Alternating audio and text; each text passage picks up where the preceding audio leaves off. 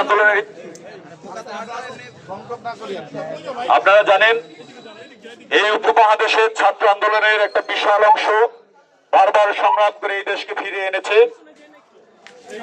আমরা যদি বাংলাদেশের শুরু থেকে ধরে 69-এর গণঅভ্যুত্থান, তারপর 70-এর এই দেশ স্বাধীন, তারপর থেকে 71-এর মুক্তিযুদ্ধ, 71-এর মুক্তিযুদ্ধের পর 90-এর গণঅভ্যুত্থান এবং বাংলাদেশে স্বাধীন হওয়ার পরে সবচেয়ে বড় যে আন্দোলনটা হয়েছে 90-এর পরে, সে আন্দোলনটা হচ্ছে 2018 সালের আন্দোলন। 2018 সালে এই কোটা সংস্কার আন্দোলনকে কেন্দ্র করে বাংলাদেশে ছাত্র সমাজ সত্যার হয়েছিল। তার পরবর্তী সময়ে সেই অবৈধ গভর্নমেন্ট সেই সময়ে ছাত্র আন্দোলনের সেই দাবির পরিপ্রেক্ষিতে সেই আন্দোলন কিছুটা হলেও তখন স্তব্ধ হয়েছিল। তার পরবর্তী সময়ে আপনারা জানেন নিরাপদ সড়ক নিয়ে এই দেশের ছাত্র সমাজ সোচ্চার ছিল। আপনারা এও জানেন নিরাপদ সড়ক নিয়ে আমরা এই কেরানীগঞ্জে আন্দোলন করেছি। 18 সালের কোটা সংস্কার আন্দোলন নিয়ে আমরা সংগ্রাম করেছি। কদমতলীর মতো জায়গায় আমরা সারাদিন আমরা আন্দোলন সংগ্রাম করেছি। সেই আন্দোলন করতে গিয়ে আমাদের দলের কয়েকজন, আমাদের বন্ধুরা, আমাদের ছাত্র সমাজের অনেক ছেলেমেয়েরা মামলা খেয়েছে। একইভাবে আজকে এই জুলাই থেকে শুরু করে আজকে প্রায় 1-1.5 মাসের যে আন্দোলন, ছাত্রদের ভূমিকা ছিল অনস্বীকার্য। ছাত্ররা বারবার এই সমাজকে ফিরিয়ে এনেছে, অপসংস্কৃতি থেকে মুক্ত করেছে। যখনই যেখানে অন্যায় দেখেছে, অবিচার দেখেছে, সেখানে ছাত্র সমাজ ঝাঁপিয়ে পড়েছে। ছাত্র সমাজকে কেউ ডাকতে হয়নি, ঠিক আছে তো? ছাত্র সমাজকে কখনো কেউ ডাকতে হয়নি। ছাত্র সমাজ দেশের প্রয়োজনে, দশের প্রয়োজনে, সমাজের প্রয়োজনে, রাষ্ট্রের প্রয়োজনে এগিয়ে এসেছে।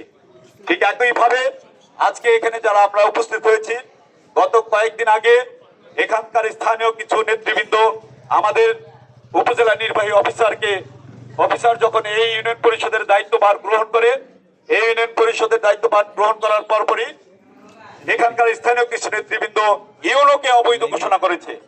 সেই ভিডিও ফুটেজ কেরানীগঞ্জের প্রত্যেকটা পেজগুলোতে আছে, আমরা সেটা দেখেছি। আমরা ছাত্র সমাজের পক্ষ থেকে এর তীব্র প্রতিবাদ এবং নিন্দা জানাচ্ছি। একটা রাষ্ট্রের প্রজ্ঞাপন জারি করার মাধ্যমে এই ইউনিয়ন পরিষদের দায়িত্ব উপজেলা নির্বাহী অফিসারের কাছে গিয়েছিল এবং আছে। সেই উপজেলা নির্বাহী অফিসারের দায়িত্ব গ্রহণ করা এবং উনি নিজে দায়িত্ব গ্রহণ করার পরে উনি নিজে কিভাবে অবৈধ হলো এবং এই প্রজ্ঞাপন কিভাবে অবৈধ হলো, আমরা ছাত্র সমাজের পক্ষ থেকে আমরা এই দাবি করতে চাই তারা তাদের যুক্তি খণ্ডন করবে। বিগত 5 আগস্টের পরে যে কয়জন স্বৈরাচার সরকার পতন হয়েছে বা তাদের দোসর, তাদের মধ্যে এই যে আমাদের কোন্ডা ইউনিয়নের রাসেল মেম্বার একজন, এই অর্থ ব্যবহার করে নিজেকে টিকিয়ে রাখার যে সুযোগ নিতে চেয়েছে তাদের মধ্যে তিনি অন্যতম। 6 নং ওয়ার্ডের উনি একজন মেম্বার এবং ইউপি সদস্যদের সাথে কোনো পরামর্শ না করে নিজেকে অর্থের বিনিময়ে প্যানেল চেয়ারম্যান হিসাবে প্রতিষ্ঠিত করতে চেয়েছিলেন। এই কারণ হিসাবে উল্লেখ করা যায় বিগত স্বৈরাচার সরকারের আমলে ভূমিদস্যুতায় তিনি নাম্বার 1-এ ছিলেন। সেই আধিপত্য বজায় রাখতে সকল প্রকার সম্পত্তি রক্ষার্থে প্রথম কৌশলটি ছিল এটি। বিশেষ করে স্বৈরাচার সরকারের সময় শিক্ষার্থীদের যখন সরকার প্রথমে ডাক দেয়, তখন কোন্ডা ইউনিয়নের ছাত্ররা যেন আন্দোলনে অংশগ্রহণ না করতে পারে সেই জন্য বিভিন্ন ব্যবস্থা গ্রহণ করে এবং বিশেষ ক্ষেত্রে আগ্রাসনেরও ব্যবহার হয়। বিশেষ করে স্বৈরাচারের তিনি বিগত 12/9/2024 তারিখে আমরা ছাত্র জনতা সমাজে একটি লিখিত আবেদন করি যে স্বৈরাচার সরকারের দোসর ও ভূমিদস্যু রাসেলকে প্যানেল চেয়ারম্যান ইউনিয়ন পরিষদের থেকে বহিষ্কার করা হোক। এই লিখিত আবেদনের প্রেক্ষিতে 22 তারিখ ইউনূস স্যারের অনুমতি সাপেক্ষে ছাত্র জনতা উপজেলা ইউনূস স্যারের সাথে আমরা দেখা করি, পরবর্তী পদক্ষেপ জানতে চাই। উনি সকল প্রকার অনুসন্ধানের ভিত্তিতে আমাদের নিশ্চিত করে যে স্বৈরাচার সরকারের কোনো দোষরকে সুযোগ দেওয়া হবে না। কিন্তু রাসেল মেম্বারকে পরিষদ থেকে বাদ দেওয়ার পর স্থানীয় বিএনপির মূল দলের সভাপতি নুরু হোসেন নুরু ইউনো ও ইউনিয়ন পরিষদকে অবৈধ ঘোষণা করেন। কেন বা কি উদ্দেশ্যে তার এমন কথা বলেছে তার ব্যাখ্যা তাকে দিতে হবে, কারণ তার কথাগুলো সম্পূর্ণ অসাংবিধানিক। যদি বক্তব্যটি নুরুল হোসেন নুরুর ব্যক্তিগত হয়ে থাকে তাহলে তাকেই ব্যাখ্যা দিতে হবে, নতুবা নতুবা আমরা বিএনপির হাই কমিশনারের সাথে এই বিষয় নিয়ে কথা বলবো। নুরুল হোসেন নুরু উনি বিএনপিকে ব্যবহার করে কেন এরকম বক্তব্য দিয়েছে তাকে তা জবাবদিহি করতে হবে, নয়তো তরুণের ভোট একটিও বিএনপির ভাতে পড়বে না। বিএনপির জন্য এটি একটা বিশাল ধাক্কা হবে। তাই নুরুল হোসেন নুরুকে বিএনপি থেকে বহিষ্কার করে বিএনপি যে স্বৈরাচারের দোষরের পক্ষে না তা বহিষ্কার করতে হবে। সর্বোপরি